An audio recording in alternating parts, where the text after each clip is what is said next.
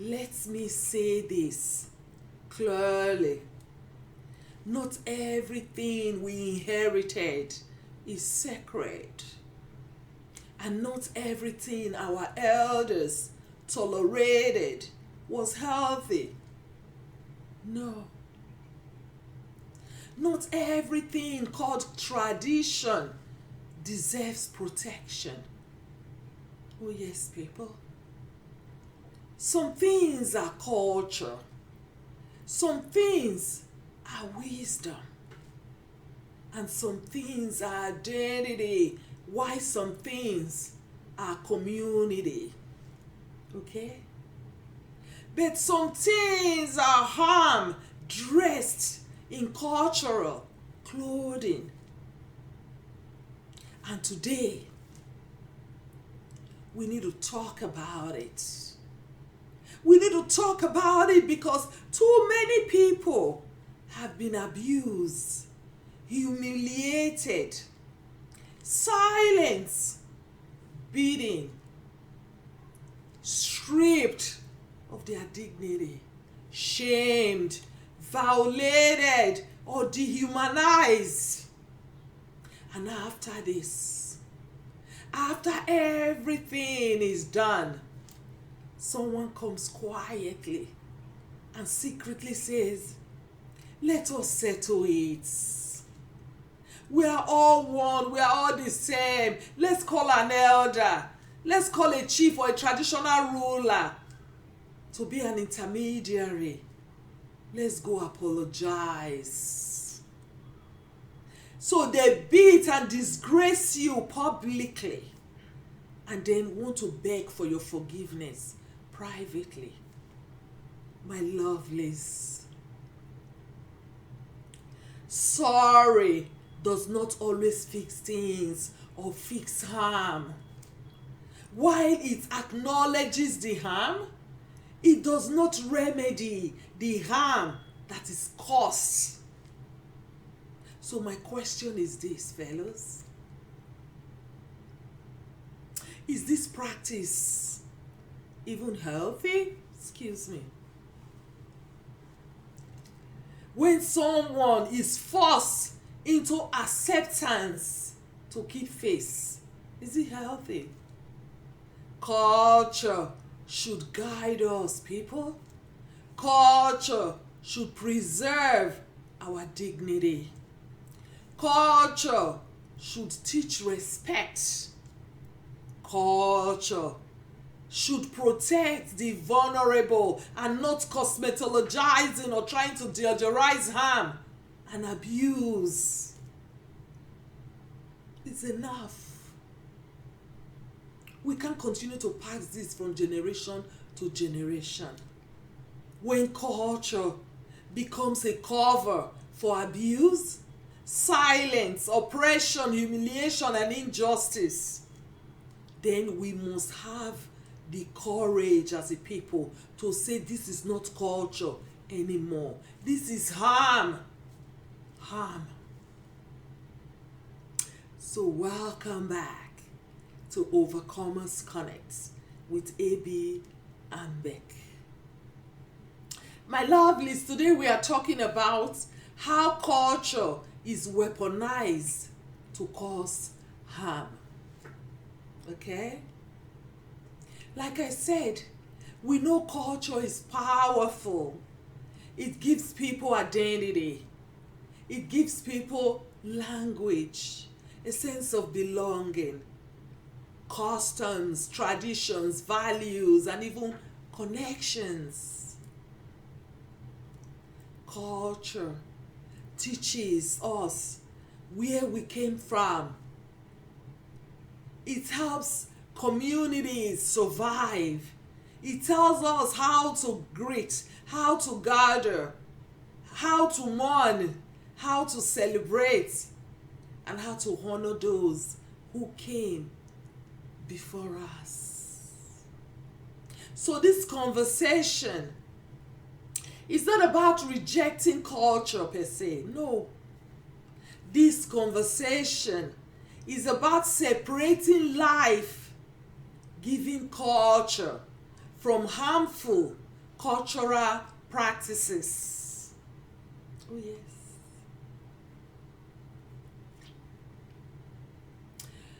Because healthy culture protects people and not protecting power. Healthy culture gives people dignity and not using shame to control people. Healthy culture teaches accountability and not hiding wrongdoings.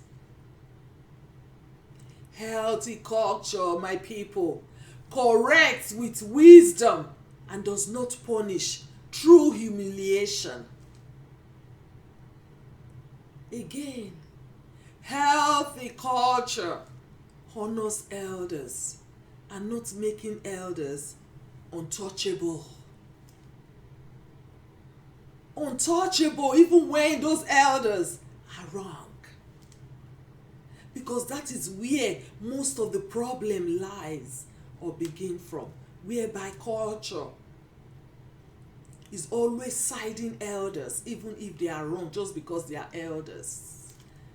And one of the most dangerous statements in many communities is respect your elders. Fellows, why respect is good, why respect is necessary or keeps order, respect should never mean that a child cannot speak when they are being harmed. It doesn't mean respect should never mean a woman must endure abuse quietly. Excuse me. Respect should never mean a young person cannot ask questions. Respect should never mean people in authority can do wrong and still demand silence. When respect becomes silence, it is no longer respect, it becomes control. Okay? And in many families and in our communities, people are trained to obey before they are even allowed to think or to speak.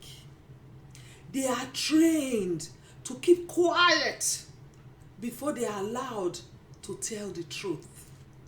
They are trained to protect the image of the family before they are allowed to protect themselves.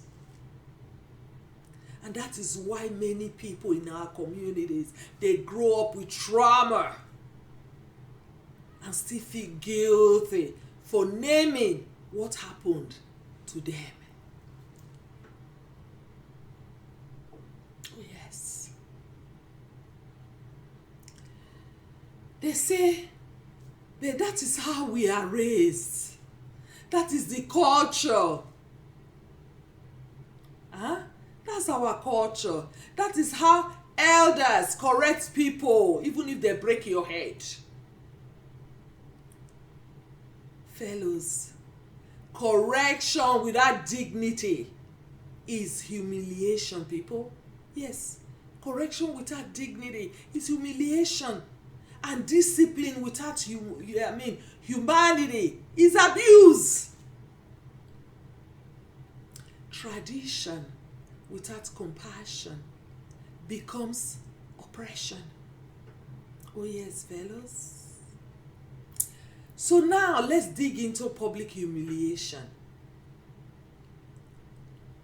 In some communities, when someone is accused of doing wrong, people gather, they beat them to stupor, they strip them naked, they parade them around the whole community. They even record them, video them, insult them, and dehumanize them publicly.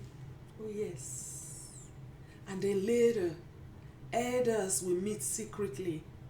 A chief will mediate. A family apologizes quietly. Maybe some money is exchanged. Maybe people shake hands. Maybe they say, let peace reign. It's we, as they will say. It's we are all the same. But fellows, what about the person whose body was exposed? What about the person whose dignity was destroyed? And what about the trauma of being beaten? Of being beaten in the public?